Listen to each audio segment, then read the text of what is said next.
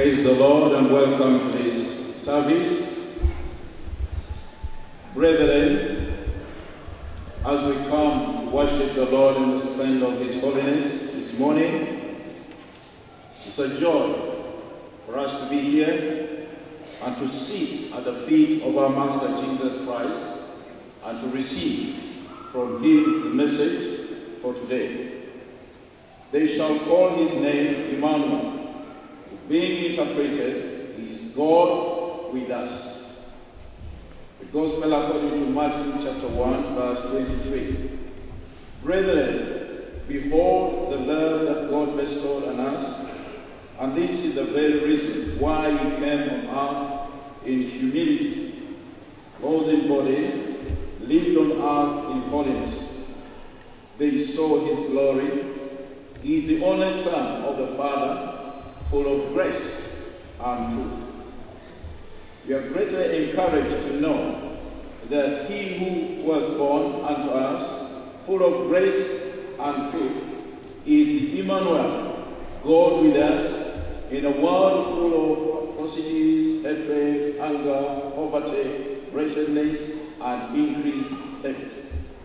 The King of Kings, born and laid in a manger, sacrificially died on the cross to redeem mankind, to save us from our sins and give us the assurance of eternal life. That is great love.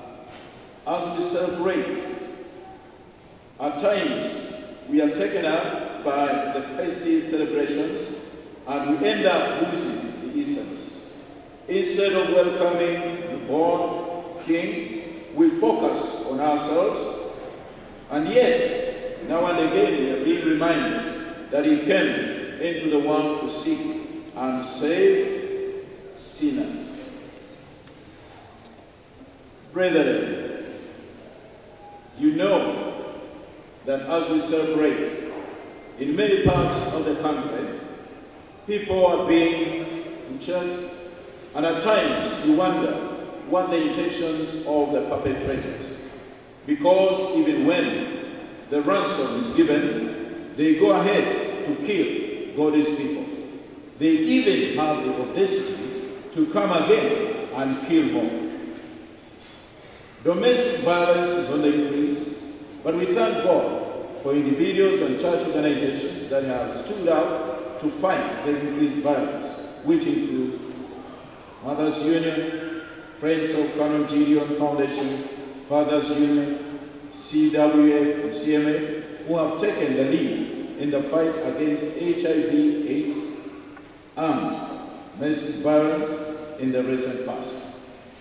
At various levels of society, increased theft and escalated corruption have promoted insecurity and moral decay. People are victimized, violated, and threatened by the perpetrators, and at times the law enforcers are just looking on instead of ensuring the victim's protection and just treatment. We need justice and righteousness to prevail in order to deal with this harm. Remember, it is righteousness that uplifts a country. We have to change and repent of what is happening in our midst. We must repent of the spilled blood through these killings of innocent people. Let us repent of land grabbing and stealing with impunity. We must fight environmental degradation. We should not take God for granted. He's watching. Remember as you read Psalm 50 and verse 21, I quote, "When you did these things, I kept silent. You thought I was exactly like you, but I now arraign you and set my accusations before you." End of quote. Rains have brought floods. Some roads are impassable. Some bridges have been swept away, and landslides are on the increase in the east. Let us call upon God. We should not faint or lose heart, because He is ever present with us.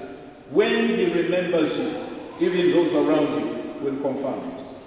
We can face challenges with courage and confidence that he who is among us is more than able to handle every situation. It is only the truth that moves us to repentance and puts the society back to its right track. It is his leadership and lordship we need as individuals, families, institutions, and the nation. Remember this quote from Isaiah chapter 9, verse 6. For us a child is born, for us a son is given, and the government will be on his shoulders, and he will be called Wonderful Counselor, Mighty God, Everlasting Father, and Prince of Peace. Brethren, I want to remind you of the year of the children as we come to the end of 2019. I stand here to inform you that we shall continue teaching, guiding, and counseling and drawing up programs to enhance the children's ministry. This was resolved by the Provincial Standing Committee and communicated to the Church by the Most Reverend Stanley Tagali on the 15th of December 2019 in Aduku. We encourage parents, guardians, teachers, and all caregivers to take charge of their children to emulate Jesus Christ, who was well groomed. His mother was always cautious and mindful about all the proclamations made about him. I quote, "But they did not understand what he was saying to them. Then he went down to Nazareth with them and was obedient to them. But his mother treasured all these things in her heart.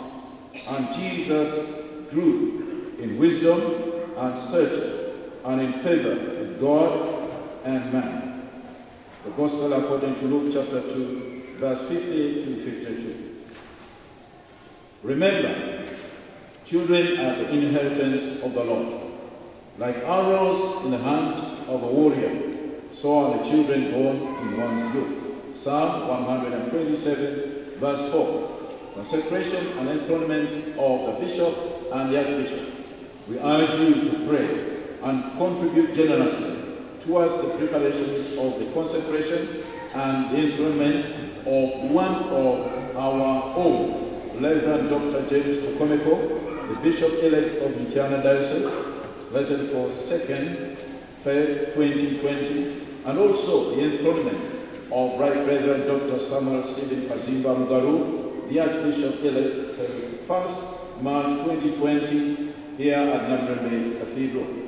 As I end, I want to remind you that on the 31st of December, we have our crossover night. I invite you to come and be part of this event as we cross into the year 2020.